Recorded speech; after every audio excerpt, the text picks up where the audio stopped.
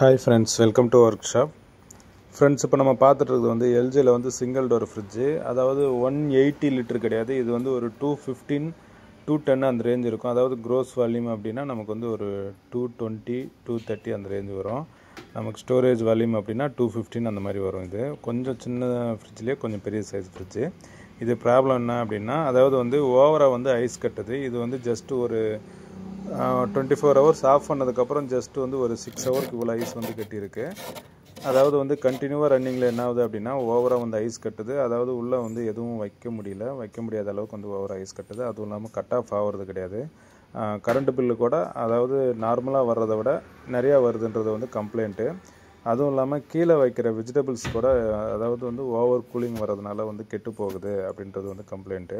So இது எல்லாத்துக்குமே என்ன காரணம் அப்படின்னு பார்த்தோம் அப்படின்னா, இது வந்து ப்ராப்பராக வந்து நமக்கு கட் ஆஃப் ஆகலை, அதனால் நடக்கிறது தான் இதெல்லாம் வந்து பிரச்சனையாது. அந்த தெர்மாஸ்டார்டர்ன்றது வந்து ஃபெயிலியர் ஆகிடும். இது பொதுவாக வந்து புது ஃப்ரிட்ஜை நம்ம வாங்கினா கூட 1 இயர் வரைக்கும் தான் இந்த மாதிரி வந்து சின்ன சின்ன பேர் பார்ட்ஸ்க்கெல்லாம் வந்து நமக்கு வந்து வாரண்ட்டி கொடுப்பாங்க. ஸோ இதெல்லாம் வந்து நார்மலாக வந்து போகிறது தான். போயிடுச்சு அப்படின்னா நம்ம வந்து சேஞ்ச் பண்ணிக்கணும். இதெல்லாம் வந்து சின்ன சின்ன மெயின்டெனன்ஸ்னு சொல்லலாம். நம்ம பொதுவாக ஏசி வாங்கணும் அப்படின்னா சர்வீஸ் பண்ணுற மாதிரி இதெல்லாம் வந்து சின்ன சின்ன பொருள் போகும். இது வந்து நம்ம பார்த்து செக் பண்ணி மாற்றிட்டோம் அப்படின்னா நமக்கு வந்து ஃப்ரிட்ஜு வந்து கொஞ்சம் எக்ஸ்ட்ரா வந்து அதாவது ஒரு ஃப்ரிட்ஜு வந்து நார்மலாக ஒரு 7-8 இயர்ஸ் வந்து எந்த ஒரு ப்ராப்ளம் இல்லாமல் ரன்னிங்கில் இருக்குது அப்படின்னா இதெல்லாம் வந்து நம்ம ப்ராப்பராக வந்து நம்ம சேஞ்ச் பண்ணிக்கிட்டோம் அப்படின்னா கம்ப்ரஸர் லைஃப் வந்து நமக்கு வந்து அதிகமாகும்.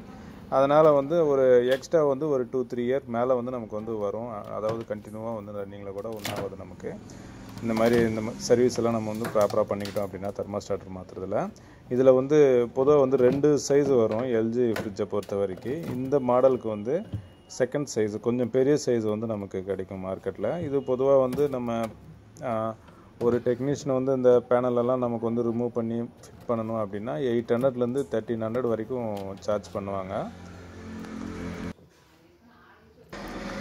பொதுவாக இதில் வந்து நமக்கு அந்த தெர்மாஸ்டார்டர் வந்து ஒர்க் ஆகியிருந்தால் கூட நமக்கு ஒரு சில ஃப்ரிட்ஜ் வந்து கட் ஆஃப் ஆகாது. அதுக்கு என்ன காரணமாக இருக்கும் அப்படின்னு கேட்டோம் அப்படின்னா, அதாவது டீப் ஃப்ரிட்ஜ் டோர் வந்து மேலே வந்து ஒரு வேளை இல்லை அப்படின்னா கூட என்ன ஆகும் அப்படின்னா அதோட டோட்டல் ஃப்ரிட்ஜு வந்து ஈக்குவல்ன்ற மாதிரி அந்த இடத்துல வந்து ஃபார்ம் ஆகிடும். அதாவது வந்து டெம்பரேச்சர் வந்து டோட்டலாக அந்த ரூம் டெம்பரேச்சர் மாதிரி எடுத்துக்கும். அப்போ என்ன ஆகும் அப்படின்னா நம்ம வந்து ஒரு 40% கூலிங் வந்தோடனே கட் ஆஃப் ஆகணும்னு சொல்லிட்டு நம்ம வந்து அதில் வைக்கிறோம் அப்படின்னா அது கிட்டத்தட்ட 90% வரைக்கும் கீழே உள்ளதும் சேர்த்து வந்தால் தான் அந்த சென்சார் ராடுக்கு வந்து 40% அப்படின்ற மாதிரி ஒரு சிக்னல் மாதிரி இண்டிகேஷன் ஆகும். அப்போ என்ன ஆகும் அப்படின்னா அந்த தெர்மாஸ்டார்டர் வந்து கட் ஆஃப் ஆகிறதுக்கு அதிகமாக டைம் எடுத்துக்கும். ஆனால் கட் ஆஃப் ஆகும்.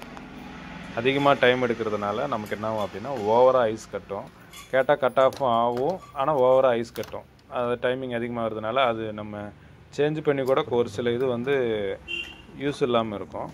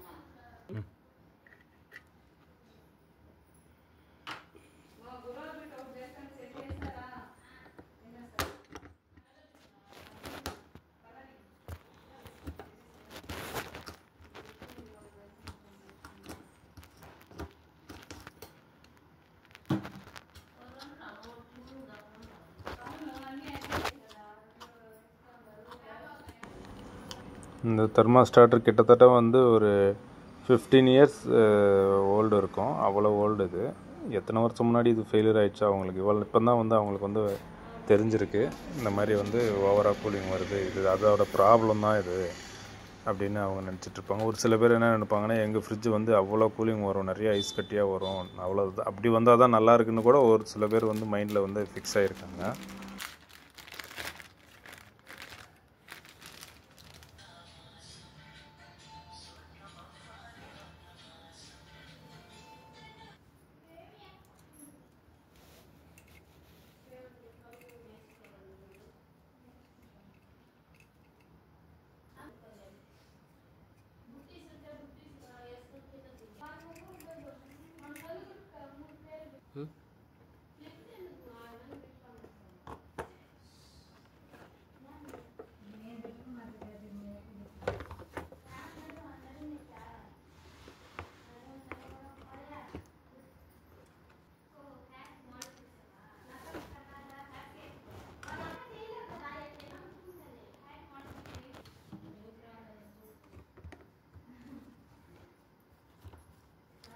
చేయబట్టుకో కృష్ణ.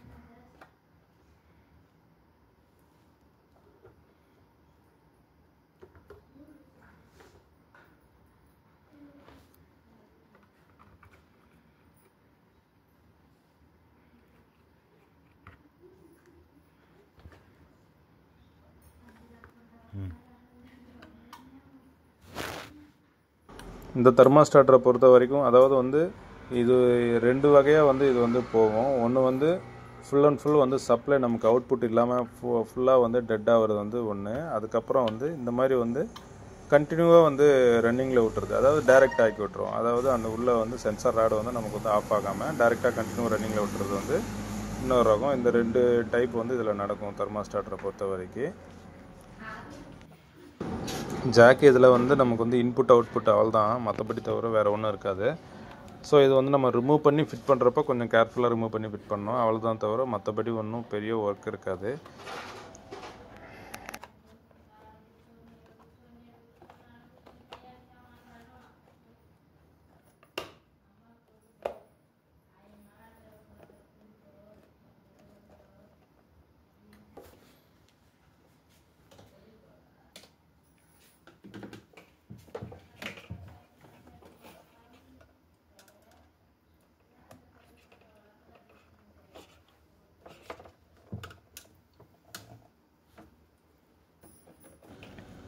ஃபிட் பண்ணிவிட்டு இதுக்கு வந்து ஒரு 2 ஸ்க்ரூ வரும் நமக்கு.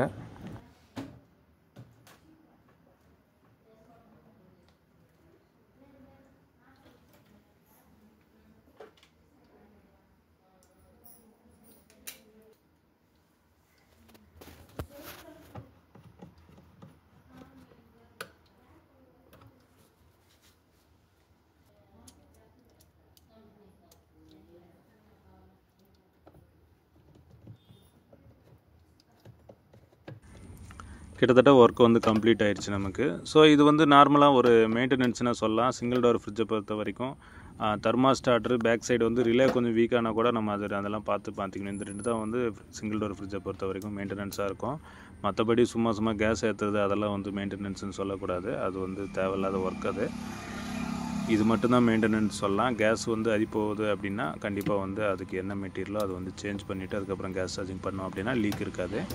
அந்த தெர்மாஸ்டாட்டர் அந்த சென்சார் ராடுன்றது கண்டிப்பாக வந்து பர்ஃபெக்டாக அந்த இடத்துல வைக்கணும் கேப்பில். ஃப்ரிட்ஜ் நீட்டாக ரெடி ஆகிடுச்சு. ஃப்ரெண்ட்ஸ் இந்த வீடியோ பிடிச்சா லைக் பண்ணுங்கள், நம்ம சேனலை மறக்காமல் வந்து சப்ஸ்கிரைப் பண்ணுங்கள் ஃப்ரெண்ட்ஸ்.